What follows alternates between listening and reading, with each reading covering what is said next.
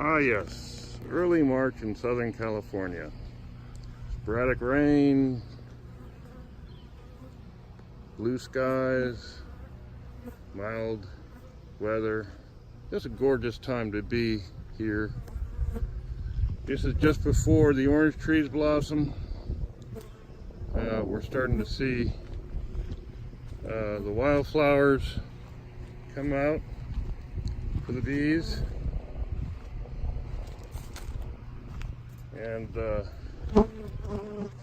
among other things, one of the important ones is the yucca, and they're all starting to wake up. So there's a lot of wildflowers and such for these bees to begin, and clover as well, and even daffodils. So this is the beginning of our flow here. March, mid-March is usually the beginning. And there's a Candelaria, for instance, is really heavily in bloom right now. And anyway, to get to all this is when bees sometimes get pretty active, extremely active, and if there is a food source, they will overcrowd it because they're hungry. They just came out of a dearth and they're wanting to get to it, and this is when people start to see an excessive amount of bees in a particular area. And that's when we start seeing devastation from poisoning. The gardener gets bit by a bee or had too many bees, he whips out his sprayer and sprays a Candelaria, for instance, and now every bee goes back to the hive and spreads that toxin, nicotinoid, organophosphate, whatever it is.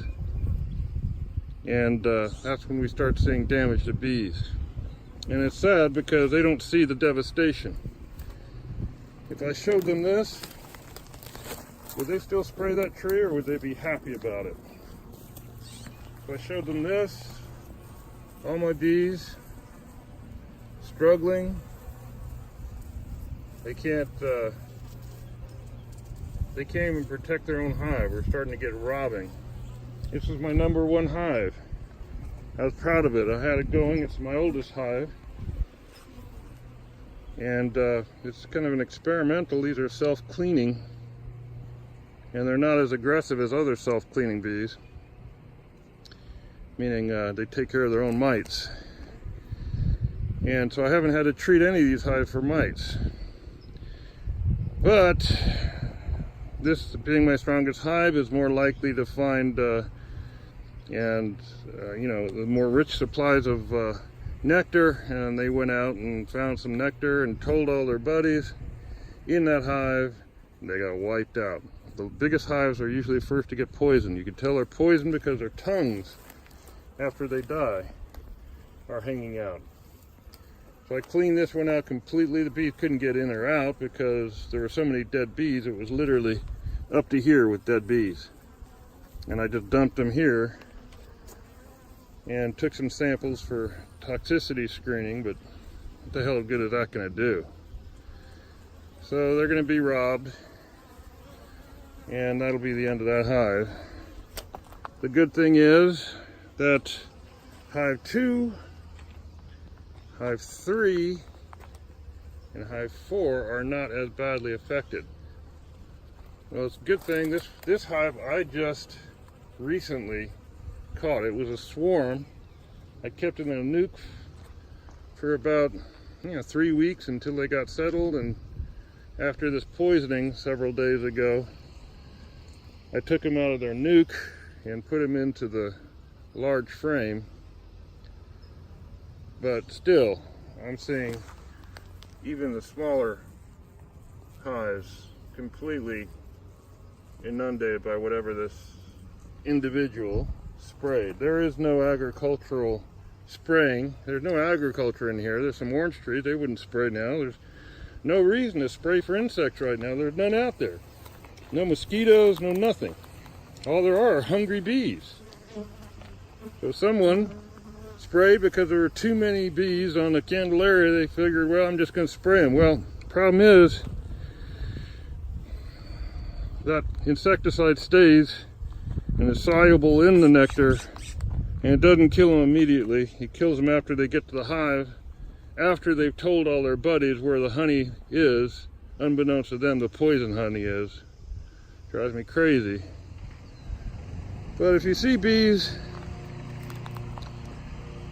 you know, and you don't like bees, there are excessive amount of bees, just know they don't sting you when they're foraging. They'll sting you if you step on them, yes. They'll sting you if you crush them or accidentally sit on one. Sorry about that, but it's always been like that. But if there are too many bees on one area, just cut the blossoms off. Or put something, just cut the blossoms off. I don't know what else to tell you. Put some sugar water out instead so that they're attracted to that rather than whatever blossoms are going on. But this drives me crazy. I'm seeing these bees come out. This is the third or fourth day, the third day after I discovered this, and they're still crawling out and dying. My entire hive has been wiped out. This hive as well. Not as bad again, but just drives me crazy. Bees are good to have. You know, it's one of our oldest partnerships in nature. I just wish more people would get into the hobby. I got into it just because I noticed that I had too many bees, or not enough bees in this area. So I just started raising. Now I can see why there's not many bees in this area. As I said, there's no agriculture, there's nothing nearby to wipe these guys out like this. Their tongues are out when they die. They can't fly. They're showing all the behaviors and aggression of being poisoned. And I can clean this out every hour. You'll see the same thing. I fear the queen is gone as well. Now what do I do?